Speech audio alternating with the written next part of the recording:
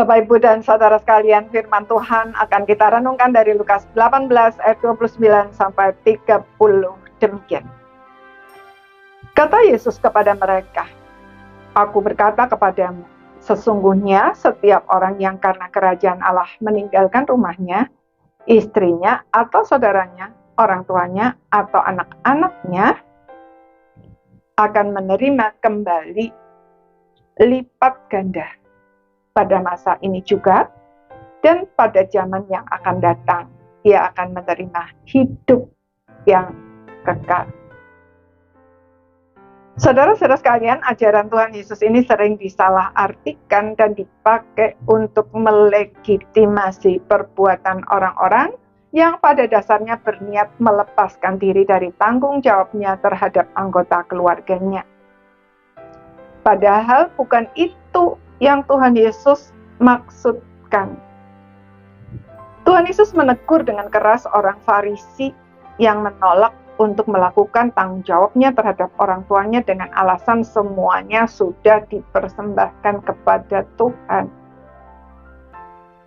Saudara, kata-kata meninggalkan yang dimaksud oleh Tuhan Yesus di sini bukan menelantarkan, melainkan melepaskan diri atau membebaskan diri dari belenggu atau keterikatan secara psikologis, sehingga keberadaan mereka menggeser posisi Tuhan di hati kita.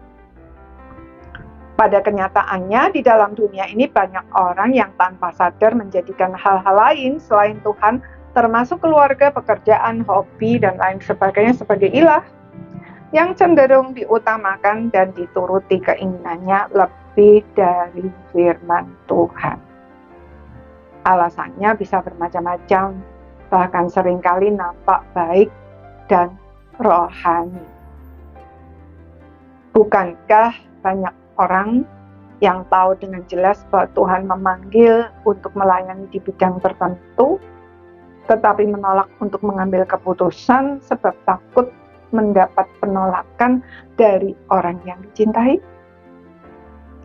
Atau tidak berani menyatakan kebenaran karena takut kehilangan jabatan dan komunitas? Dan lain sebagainya.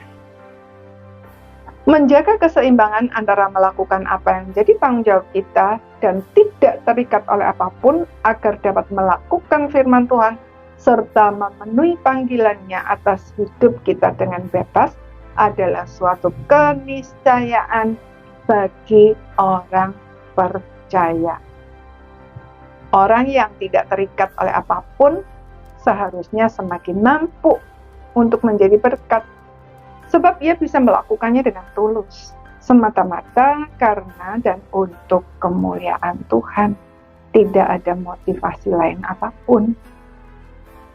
Orang yang benar-benar beriman menerima apa saja yang Tuhan berikan dengan sukacita dan mengerjakannya dengan bertanggung jawab, sekaligus melepaskan semua yang harus dilepaskan agar tidak ada sesuatu pun yang menghalangi kita untuk melakukan semua yang Tuhan perintahkan.